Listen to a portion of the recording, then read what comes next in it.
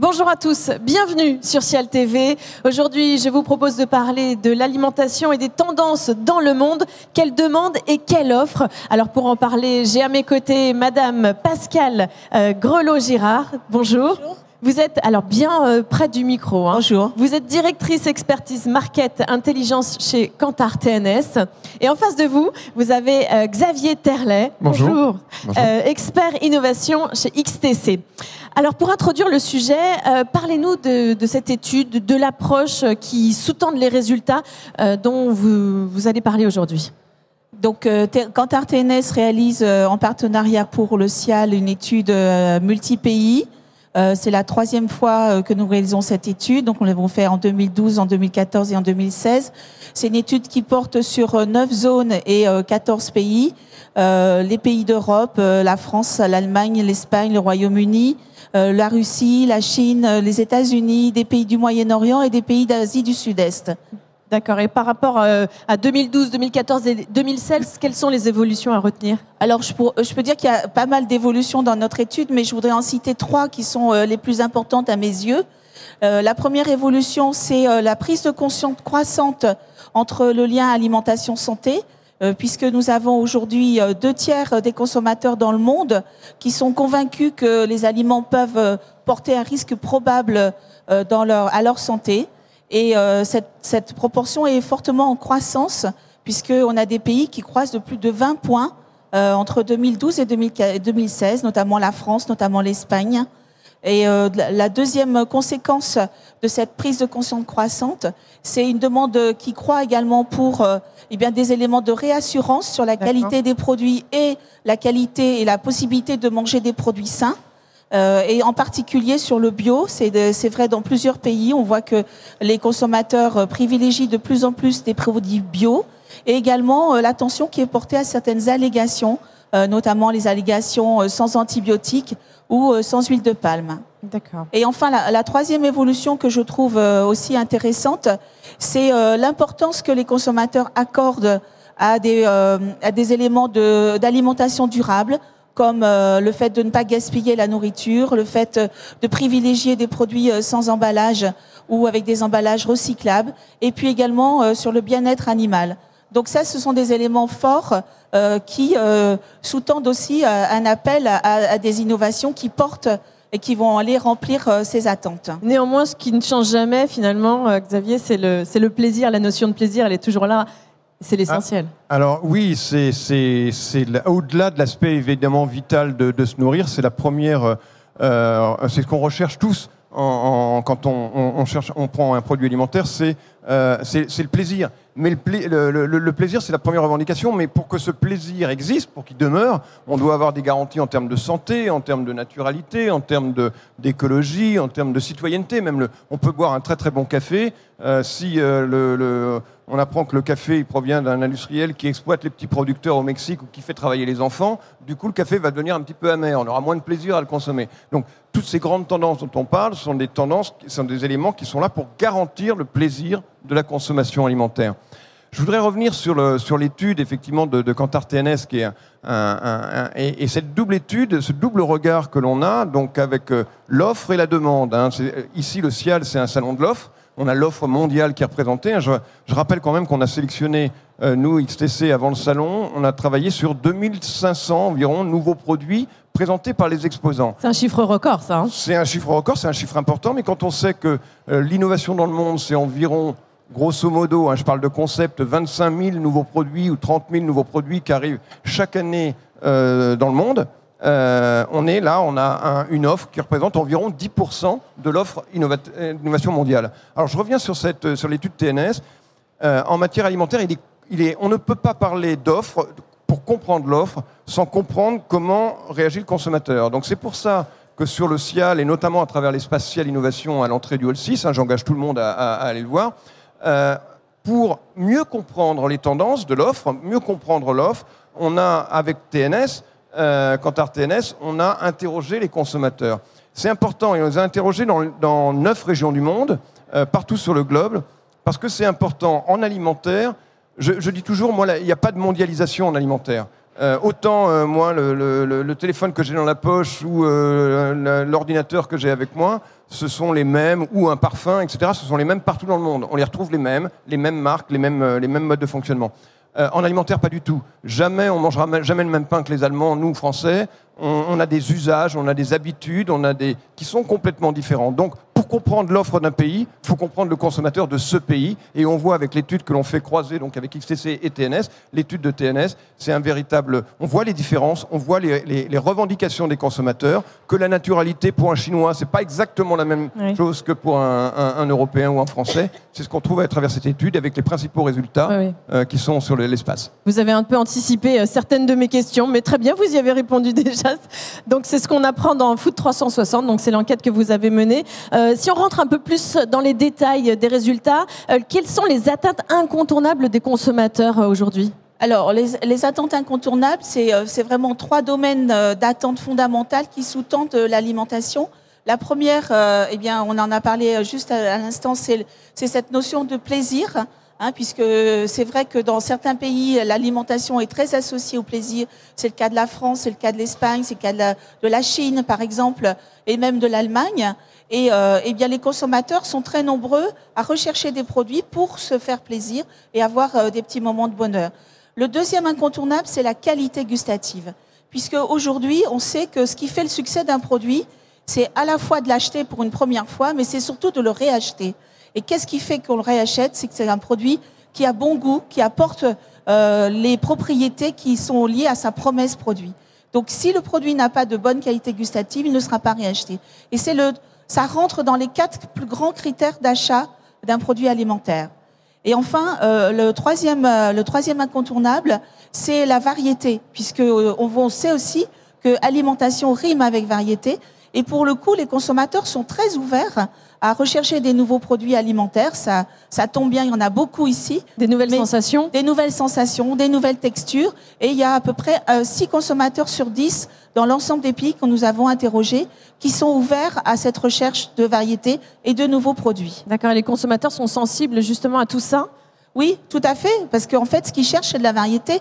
Donc, au lieu d'avoir toujours le même yaourt avec les mêmes saveurs, ils recherchent des saveurs originales. Mais attention à trop d'originalité, parce que quand on est trop original ou quand on est trop rupturiste, on va à l'encontre des aspects culturels et quelquefois, c'est source d'échec. Est-ce que vous auriez des exemples d'ailleurs à donner par rapport à ça, quand on va un peu trop loin dans cette offre par rapport à la demande ? Quand on va trop loin, c'est ce qu'on appelle souvent des produits rupture.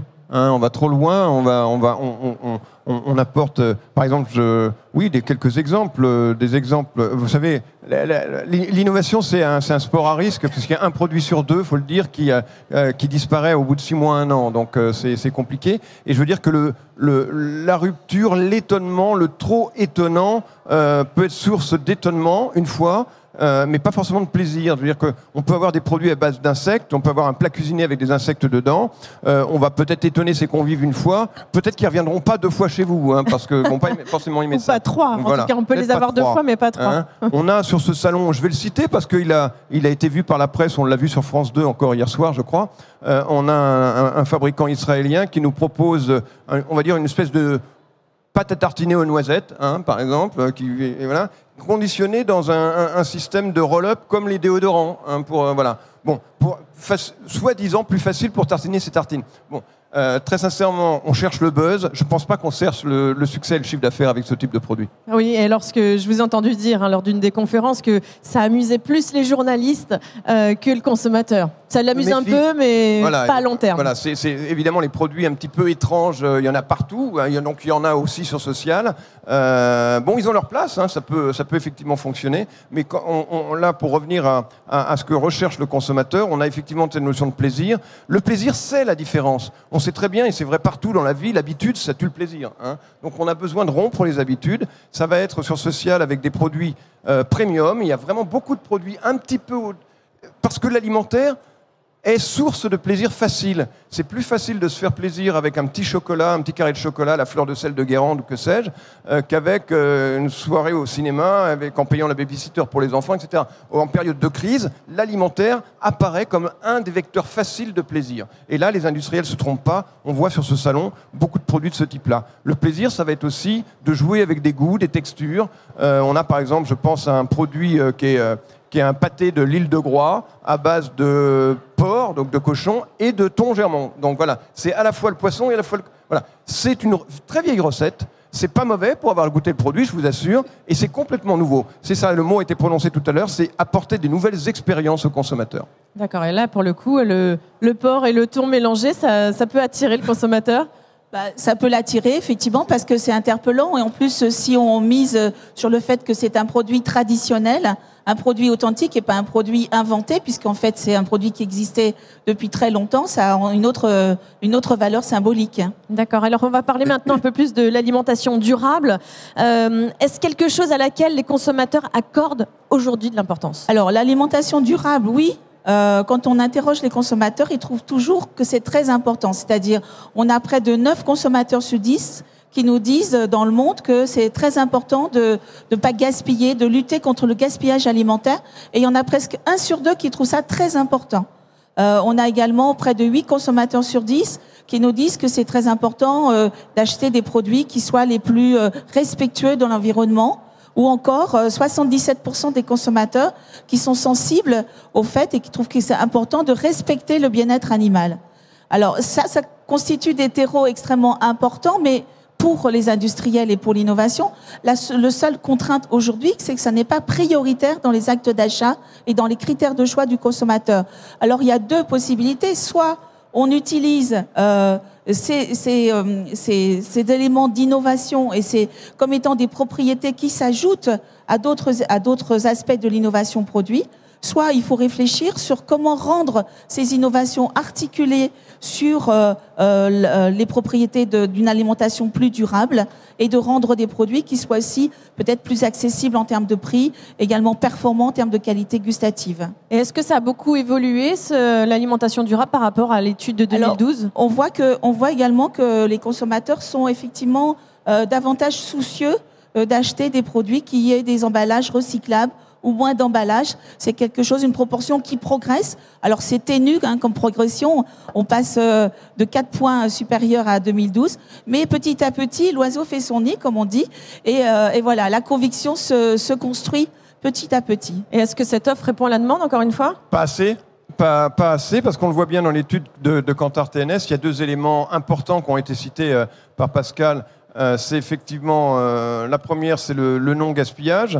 Et il y a beaucoup de manières de gaspiller les produits. Aujourd'hui, il faut savoir que le non-gaspillage, l'essentiel du gaspillage alimentaire, qui est quand même 1/3 de ce qui est produit dans le monde, hein, c'est énorme, c'est un gâchis énorme. Oui. L'essentiel de ce gaspillage vient du consommateur. Ça vient de l'industriel pour partie, ça vient du distributeur pour partie, mais ça vient essentiellement du consommateur. 37%, il me semble. Du consommateur ? Oui. Un peu plus. Un peu plus. Oui, un peu plus.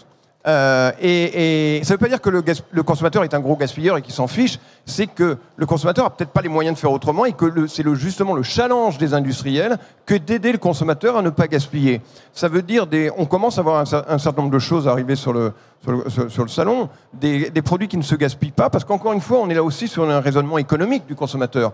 On peut avoir le produit le moins cher du monde, si je jette la moitié, il est 2 fois trop cher. Oui. Hein. Donc, et à l'inverse aussi. D'ailleurs, à l'inverse aussi, ça peut être des petites doses, mais qui sont trop chères. Exactement. Qui répondent pas. Et donc, ça peut être effectivement, le levier, c'est de proposer la dose dont le consommateur a besoin et pas forcément plus. Et aujourd'hui, on sait bien que le logiciel de la distribution, il est basé sur le volume. Je rentre dans n'importe quel supermarché, la première chose que je vois, c'est une proposition sur 50% sur le deuxième ou 3 pour le prix de 2, etc. Ouais. On me dit, tu vas stocker dans ton garage tes produits et j'ai peut-être pas besoin, moi, de stocker et j'ai pas besoin de perdre des produits dans mon frigo. Donc, j'ai besoin peut-être de doses adaptées. Ça, c'est des produits, on commence à voir arriver des choses comme ça, comme dans d'autres domaines, on voit dans certains pays émergents, le shampoing, il est conditionné en doses unitaires, on se lave les cheveux une fois, on rachète un autre shampoing pour se laver les cheveux 3 jours après. Hein. Donc en alimentaire, ça commence à arriver. C'est aussi des emballages qui se referment facilement, qui préservent le produit, qui aident le consommateur à ne pas gaspiller. Là, je crois que les industriels ont un challenge, il y a beaucoup à faire pour aller dans cette direction-là. Et puis une autre dimension que Pascal a soulevée, c'est le suremballage, le trop d'emballage. Oui. C'est vrai que le consommateur, lui, là aussi, c'est pour des raisons économiques. Je rentre de faire mes courses, la première chose que je fais, c'est que je jette une poubelle de suremballage. C'est terrible. Et ça, on sait qu'on vient de payer. Donc c'est terrible. Donc là, les industriels commencent à faire des efforts. On commence à voir arriver les choses pour limiter le suremballage. Et je pense que c'est une bonne chose. Et puis on va arriver maintenant sur un dernier point, l'assiette connectée. Alors Pascal, quelles sont les pratiques des consommateurs aujourd'hui? Alors, l'assiette connectée, c'était juste un terme un petit peu comme ça à l'emporte-pièce pour pouvoir étudier les pratiques des consommateurs par rapport à l'alimentation et les relations qu'ils ont avec les marques alimentaires sur Internet. Et donc, on voit aujourd'hui que les consommateurs ont totalement intégré Internet pour rechercher des recettes, par exemple. Il y a 9 consommateurs sur 10 qui utilisent d'abord Internet pour aller chercher des recettes, des idées de menus. Mais également, on en a à peu près 1 sur 2 qui utilisent Internet pour s'informer sur des produits alimentaires ou également pour acheter online, puisqu'il y a beaucoup de sites qui ont été mis en place sur de la livraison à domicile, mais aussi de l'achat à domicile de produits alimentaires, ou des sites fermiers aussi qui se sont développés. Et on voit également que les consommateurs, ils sont plutôt ouverts à tout ce qui est l'utilisation le potentiel d'utilisation de tout ce qui est objets connectés. Oui. C'est sûr qu'aujourd'hui, on n'en est qu'au début de cela. On voit également que les jeunes, évidemment, sont bien plus enthousiastes à ces idées-là, oui, utilisation des applis, utilisation d'Internet, utilisation d'une imprimante 3D. Et puis aussi, on voit une vraie césure entre les pays européens un peu plus traditionnels et même les États-Unis un peu plus traditionnels et les pays d'Asie qui, eux, sont déjà partis, sont déjà complètement intégrés dans la food tech, dans les objets connectés. Et voilà, pour eux, c'est un geste naturel que d'aller chercher ces informations online et de converser également avec les marques alimentaires online. Ils sont hyper connectés. Voilà, donc il y a un champ des possibles qui est largement ouvert. Et je pense que dans 2018, dans le prochain CIAL, il y aura là plein de services, plein de nouveautés autour de la food tech. Qu'est-ce qu'on voit aujourd'hui au CIAL par rapport à ça? On voit un certain nombre de choses, effectivement. Alors, ce qui est étonnant, je réagis sur ce que vient de dire aussi Pascal, c'est que on voit le gap à travers l'étude, le gap qu'il y a entre l'Asie et l'Asie du Sud-Est, par exemple, la Chine même, par rapport à l'Europe et même aux États-Unis, au niveau de l'usage de toutes ces nouvelles technologies. Véritablement, on est, nous, très en retrait. Alors, il y a un certain nombre de choses, ça reste quand même assez marginal. Évidemment, un produit qui est un produit vedette aujourd'hui, qui est parce que le consommateur, de plus en plus, il produit lui-même sa nourriture. Ça aussi, c'est un des enseignements de l'étude. Oui. On avait vu il y a 2 ans des champignons qui poussaient tout seuls de la boîte. Dans un petit carton, prêt à pousser. La même start-up lance cette année un concept qui permet d'avoir des herbes aromatiques ou des fleurs comestibles. C'est connecté à votre smartphone. Vous avez une lumière LED qui apporte la lumière qu'il faut. Vous avez à peu près 2 ans d'herbes aromatiques que vous pouvez faire produire comme ça dans votre cuisine très facilement. On vous prévient quand il faut l'arroser, on vous donne des recettes, etc. Voilà. L'alimentation connectée, ça peut être ça. Ça peut être aussi avec, évidemment, et là il y en a beaucoup sur le salon, des produits type QR code où on scanne avec une application et on a des informations. Attention, une information que veut bien nous donner l'industriel. Ça peut être une recette, ça peut être un reportage, ça peut être une façon de faire, ça peut être des indications nutritionnelles, ce qu'on veut, mais ça vient de l'industriel. Pour parler un peu prospective et lever la tête du guidon, et j'invite encore une fois sur CIAL Innovation, l'espace CIAL Innovation, dans quelques années, peut-être pour le prochain CIAL, j'en sais rien. Aujourd'hui, il y a des prototypes qui permettent aux consommateurs de scanner avec son smartphone ou avec un petit appareil ce qu'il y a dans le produit, savoir par exemple s'il est bio réellement, d'où il vient, comment il a été fabriqué, s'il y a des pesticides dedans, sans passer par l'industriel. Et ça va être la plus grosse révolution dans les prochaines années pour le consommateur. D'accord, alors ça c'est une belle conclusion. On va terminer avec vous, Pascal. D'après cette étude, qu'est-ce qui différencie les Français des autres pays? Alors pour moi, le point le plus important, c'est que les Français sont hyper convaincus du lien alimentation-santé, plus que dans d'autres pays. Par exemple, on en a 77% qui considèrent que l'alimentation peut nuire à leur santé. Et dans les autres pays européens ou aux États-Unis, on est plutôt autour de 50 à 55%.